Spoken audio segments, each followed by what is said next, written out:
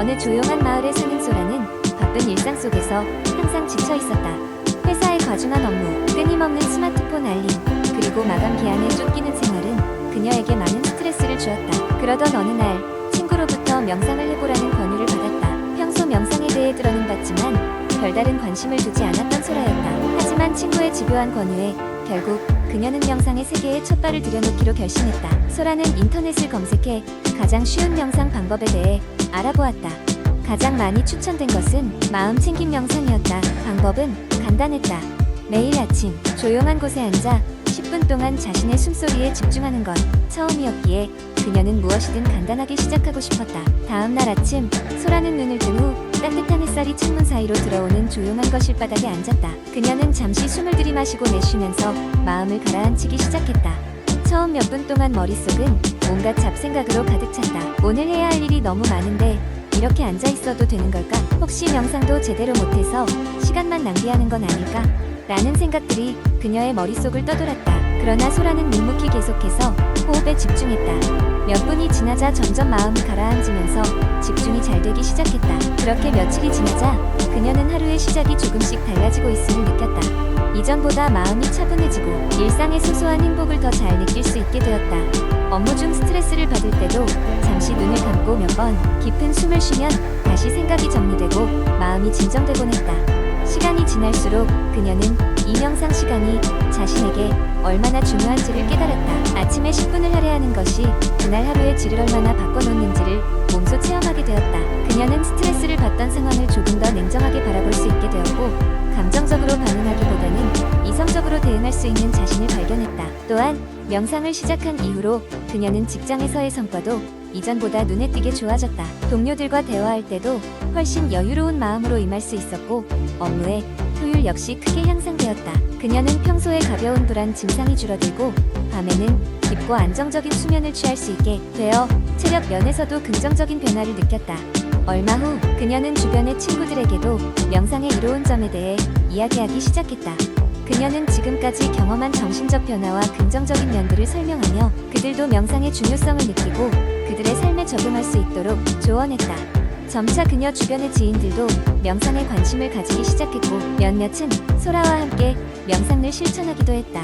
이제 소라에게 명상은 단순한 루틴이 아니라 자신의 삶을 더 풍요롭게 만들어주는 친구와도 같은 존재가 되었다. 그녀는 명상의 힘으로 일상 속 작은 순간마저 가치 있게 여기며 자신의 내면과의 조화를 통해 진정한 정신건강을 찾아가는 여정을 계속 이어가고 있다. 소라는 이제 매일 아침 명상을 통해 다시금 스스로를 재정비하며 새 하루를 맞이한다.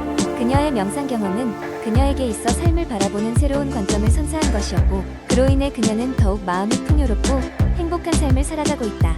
두 번째 이야기, 옛날 옛적 먼 동쪽 나라에 숨어있는 작은 마을이 있었다. 이 마을은 세계 각지의 사람들이 찾아와 건강의 비결을 배우고자 했던 곳으로 유명했다. 그 마을의 중심에는 면역력과 관련된 연구를 평생 수행해온 박사, 고요한 클라인 박사가 있었다. 클라인 박사는 유년 시절부터 자연과 밀접하게 연결된 삶을 살아왔다. 그의 부모님은 허브와 약초를 가꾸며 사람들에게 치료제와 건강한 식품을 제공하는 농부였다. 클라인 박사는 어렸을 때부터 이들의 영향을 받아 식물의 힘에 대한 깊은 존경심을 가지게 되었다. 그는 자라면서 영양학과 약의학을 공부하며 자연에서 나오는 식품이 어떻게 인간의 몸을 보호하고 강화할 수 있는지에 대해 관심을 가지게 되었다. 수십 년 후 클라인 박사는 마침내 그의 연구를 통해 몇 가지 핵심 식품을 찾아내었고 이들을 면역력을 강화하는 데 매우 효과적이라고 여겼다. 먼저 그는 마늘을 추천했다. 마늘은 강력한 항생제와 항균 작용을 가지고 있어 면역 체계를 지원하는 데 효과적이었다.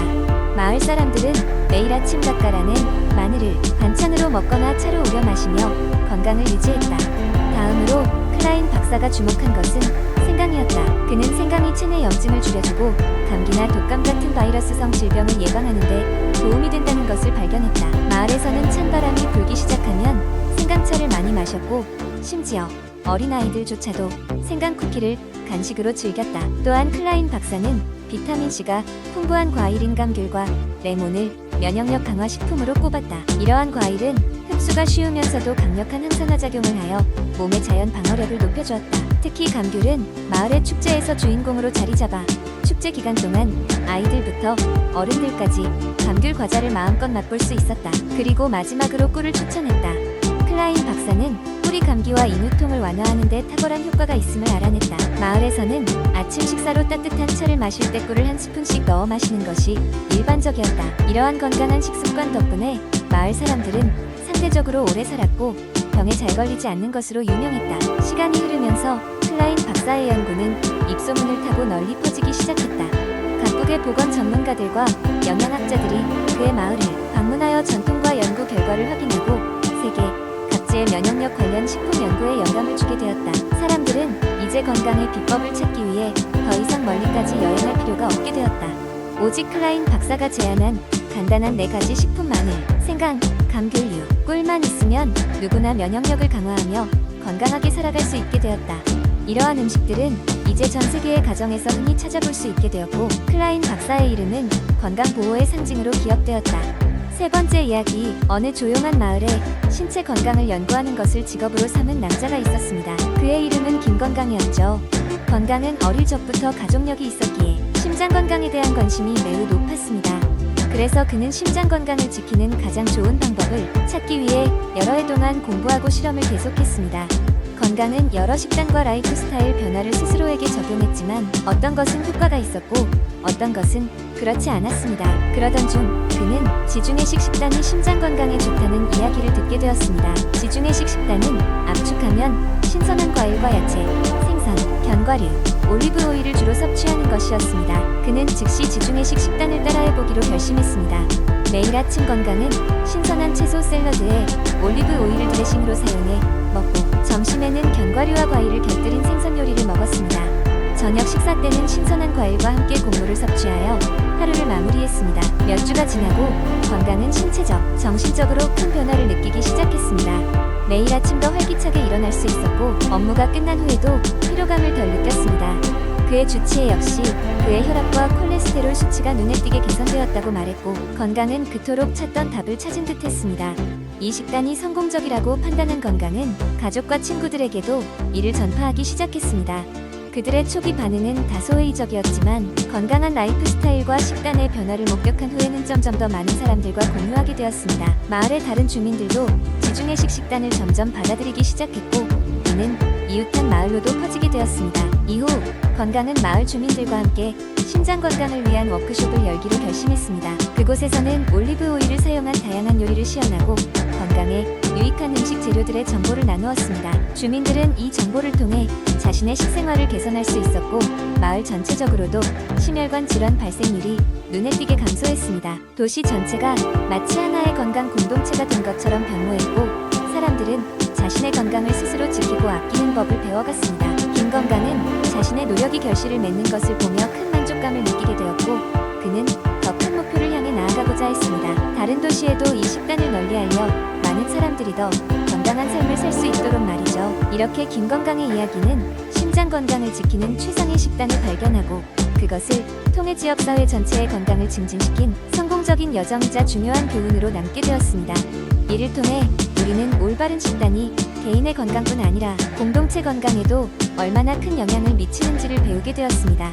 네 번째 이야기, 옛날 아주 먼 옛날 해가 가장 먼저 뜨는 동쪽 나라의 헨리라는 이름의 청년이 살고 있었다. 헨리는 항상 건강한 삶을 추구했지만 어느 겨울날 그는 갑자기 피로를 느끼고 면역력이 떨어지는 것을 체감했다. 병원에 갔더니 의사는 그에게 비타민 D 결핍증이라고 진단했다. 비타민 D는 인간의 몸에서 여러 중요한 역할을 수행하는데 가장 대표적으로 칼슘과 인의 흡수를 도와 뼈의 건강을 유지시킨다. 또한 면역 체계를 강화하고 세포, 성장과 신경 및 근육 기능에도 영향을 미친다. 이러한 중요한 비타민이 부족하면 피로, 근육 악화, 기분 변화, 심지어는 우울증과 같은 증상이 나타날 수 있다. 의사는 헨리에게 비타민 D를 보충해야 한다고 조언했다. 헨리는 비타민 D가 태양의 자외선 B에 노출되면 피부에서 자연적으로 생성된다는 사실을 알게 되었다. 그러나 긴 겨울에는 햇빛을 자주 볼 수 없어 부족을 채우기가 어려웠다. 그래서 헨리는 자연에서 비타민 D를 더 많이 섭취할 수 있는 방법을 찾아보았다. 그는 해가 뜨기 시작하는 시점과 더불어 자주 외출하여 걷기 시작했다. 아침 산책은 그의 일과가 되었고 이는 그가 태양으로부터 비타민 D를 생성할 수 있는 방법 중 하나였다. 또한 그는 식단을 조정하여 비타민 D가 풍부한 음식을 더 많이 섭취하기 시작했다. 대표적으로 지방이 많은 생선들인 연어, 고등어, 정어리 등은 비타민 D의 훌륭한 공급원이었다. 그리고 헨리는 여러 종류의 버섯들, 특히 햇빛에 말린 버섯에서 비타민 D를 얻었다. 이외에도 계란 노른자과 비타민 D가 강화된 우유 등을 섭취하기 시작했다. 헨리의 노력의 결과 몇 달이 지나자 그는 이전보다 더 활기차고 건강해지는 것을 느꼈다. 그리고 그는 이러한 경험을 주변 사람들에게 공유하면서 얼마나 자연 속에서 필요한 영양소를 얻는 것이 중요한지를 알리고자 했다. 도시 생활과 편리한 인스턴트 문화 속에서 잊혀질 수 있는 자연의 가치를 일깨워주는 헨리의 이야기는 많은 사람들에게 큰 감동을 주었다.